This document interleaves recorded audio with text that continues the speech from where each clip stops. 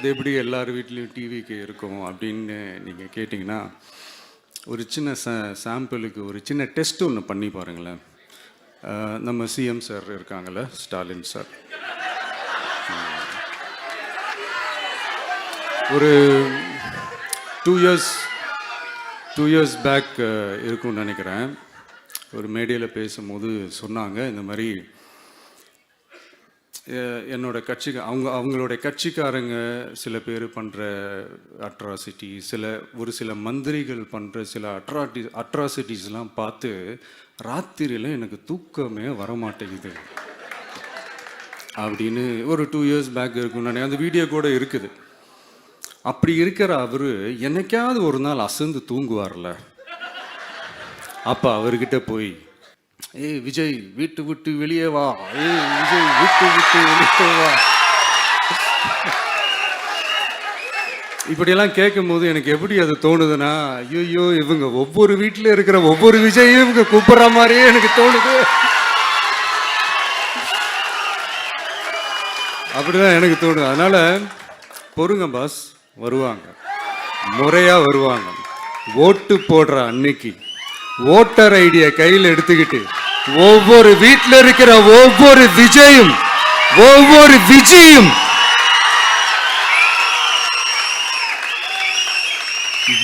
பூத்தா காலையிலேயே வந்து நிப்பாங்க பாருங்க. அன்னைக்கு தெரியும் பாருங்க, ஏண்டா இந்த விஜய கூப்பிட்டோம்னு.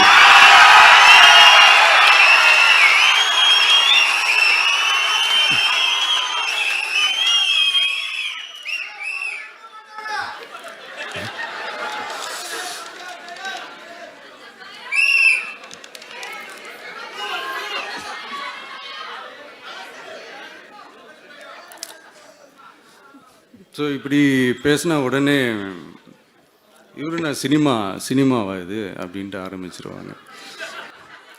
நான் சினிமா விட்டாலும் நீங்கள் சினிமா விட மாட்டேங்கிறீங்களேப்பா.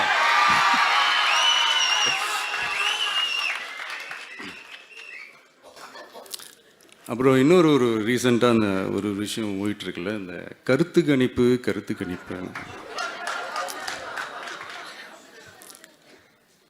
அதில் நிறைய பேர் உண்மையான கருத்து கணிப்புலாம் சொல்கிறாங்க. அதையும் நான் தப்பு சொல்லலை. சில பேர் கடுப்பில் விட்ட கணிப்பாகவும் இருக்குது,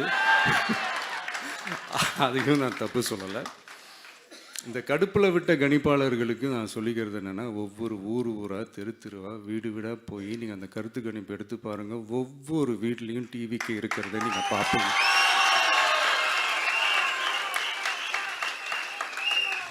அப்படி சப்போஸ் உங்களுக்கு அது ஷாக்கிங்காக இருந்துச்சுன்னா, ரப்பர் வச்சு எல்லாத்தையும் அழிச்சிட்டு மறுபடியும் முதல்லேருந்து எடுத்து பாருங்கள், அதே ரிசல்ட் தான் வரும். எடுத்து சொன்னால் அவங்க பண்ணுற அந்த ஊழலை பற்றி தான் நம்ம எடுத்து சொன்னோம். முக்கியமாக நாம் அதை எடுத்து சொன்னால் 50 வருஷத்துக்கு முன்னாடி இருக்கிற அதே தகர டப்பாவை எடுத்து உருட்ட ஆரம்பிச்சிருவாங்க.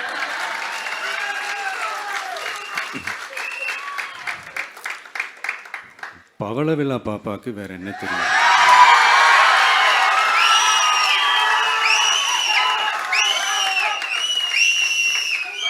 பழைய டப்பாவை உருட்டதானே தெரியும்.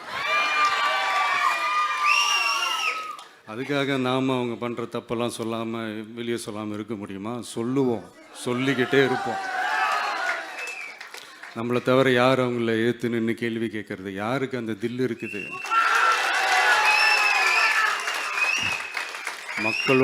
மக்களோட ஒரே பிரதிநிதி நாம மட்டும்தான். ஸோ இப்படி இருக்கிற இந்த நிலைமையில் இன்னைக்கு இந்த டிஜிட்டல் உலகத்தில் திருவள்ளுவர் இருந்திருந்தாருன்னா இந்த தீய சக்தியை பற்றி என்ன திருக்குறள் எழுதியிருப்பாரு? ஒரு கற்பனையா, அநீதி அராஜகம் தில்லுமுள்ளு இவையெல்லாம் திமுக முதற்றே உலகு.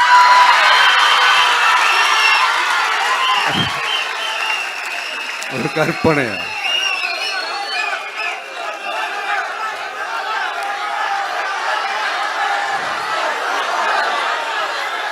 அநீதி அராஜகம் தில்லுமுள்ளு இவையெல்லாம் திமுக முதற்றே உலகு.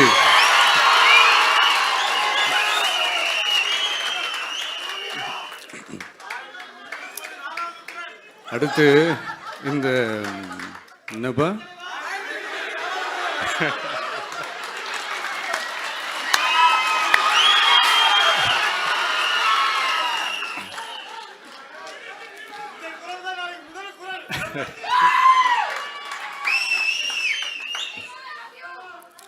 அடுத்து இந்த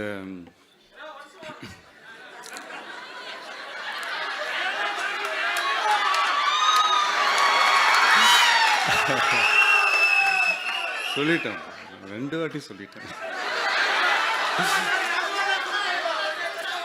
அநீதி, அராஜகம், தில்லுமுள்ளு இவை எல்லாம் திமுக முதற்றே உலகு.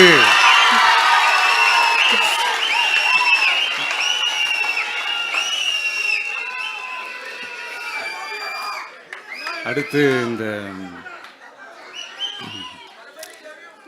இந்த மும்முனை போட்டி, 4 முனை போட்டி அப்படிலாம் சொல்கிறாங்களே, சரி அவங்கள பொறுத்த வரைக்கும் அப்படியே இருக்கட்டும். அதில் மாபெரும் மக்கள் சக்தியாக நம்ம அணி ஒரு பக்கம், அடுத்து திமுக தலைமையில் மற்ற கூட்டணி கட்சிகள் ஒரு பக்கம், அடுத்து பாஜக தலைமையில் மற்றும் பலர்.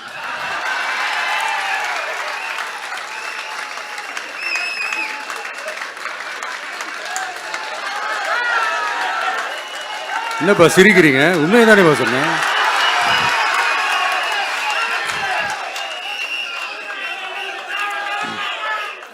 ஸோ இப்படி எத்தனை சக்திகள் எத்தனை பேர் வந்தாலும் திமுகவை வீழ்த்துறதுக்கு மாபெரும் மக்கள் சக்தியான நம்மளால் மட்டும்தான் முடியும், நம்ம டிவிகேவால் மட்டும்தான் முடியும்.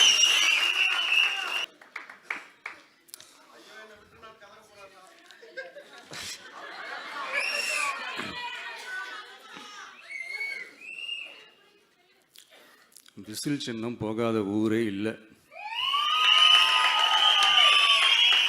விசில் சின்னம் எங்கெல்லாம் இருக்குதோ அங்கெல்லாம் டிவிக்கே இருக்குதுன்னு அர்த்தம். என்னுடைய அம்மா, அக்கா, தங்கைகள், அண்ணன், தம்பிகள் டிவிக்கேக்கு ஓட்டு போடுறத யாராலையும் தடுக்க முடியாது.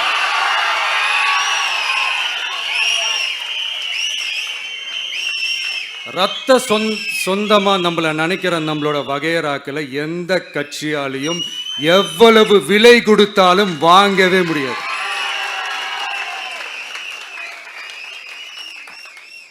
நான் ஓவர் கான்ஃபிடன்ஸ்ல பேசுறேன் அப்படின்லாம் நினைக்காதீங்க. இதுதான் கள நிலவரம், கள யதார்த்தமும் இதுதான். தீய சக்தியை வீழ்த்துறதுக்கு தூய சக்தியான நம்மளால மட்டும்தான் முடியும். இந்த 2026 சட்டமன்ற தேர்தலில் டிவிக்கே தான் மக்களோட ஒரே ஆப்ஷன். Otherwise no diversion.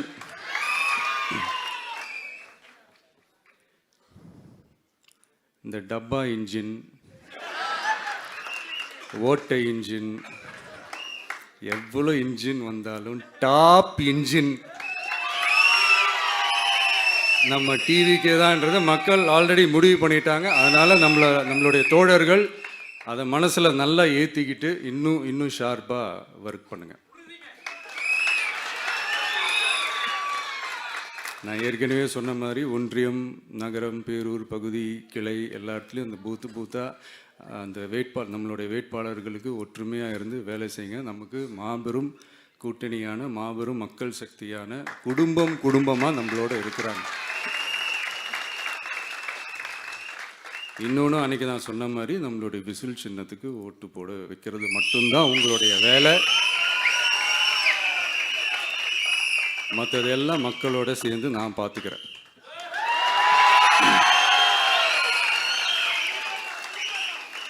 தமிழ்நாட்டோட அரசியலில் தி whistle blower is TVK.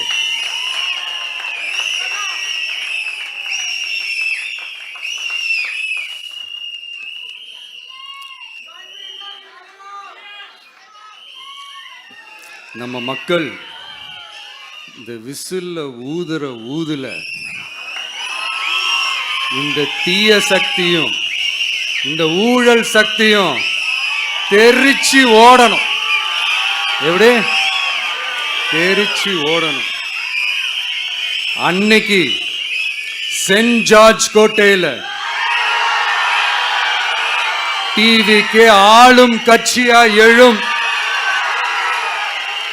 MGR அவர்களை மட்டும் இல்லை, அவருடைய தொண்டர்களை கூட விட்டு வைக்கல. அது என்னது, இந்த பளபளப்பு ஜொலி ஜொலிப்பை பார்த்தா பள்ளிழிப்பவங்க, இப்படியெல்லாம் கிண்டலும் கேலியுமா, இது எல்லாம் மக்கள் ஒரு மாதிரி சைலண்ட்டாக வாட்ச் பண்ணிக்கிட்டு என்ன பண்ணாங்கன்றது உங்களுக்கே நல்லா தெரியும். அவர் ஜெயிச்சதுக்கப்புறம் இந்த அரசியலில் பழந்துன்னு கொட்டை போட்ட அனுபவிச்சாலையும் இருப்பாங்கன்னு சொல்லுவாங்கல்ல, அவங்க எல்லாருக்குமே அந்த கோட்டைன்றது ஒரு பகல் கனவாகவே மாறிடுச்சுன்னா பார்த்துங்க. 77 மாதிரி இப்போவும் அந்த பழைய தேஞ்சி போன, துருபிடிச்சி போன, நஞ்சு போன அதே அந்த பழைய வெப்பனையும் இப்போவும் கையில் எடுக்கிறாங்க. அதனால் மை டியர் ஜென்டில்மேன், டெக்னாலஜிலாம் வளர்ந்து வேற எங்கேயோ போயிட்டுருக்கு. அட்லீஸ்ட் உங்கள் டெக்னிக்கையாவது கொஞ்சம் மாற்றுங்க பாஸ்.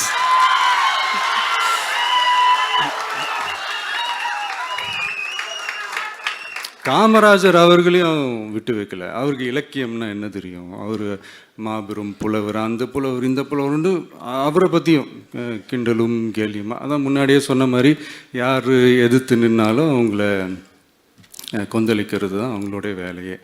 ஸோ இப்படி அவங்க பண்ணுற தப்பெல்லாம் நம்ம எடுத்து சொன்னால், அவங்க பண்ணுற அட்ராசிட்டியை பற்றி நம்ம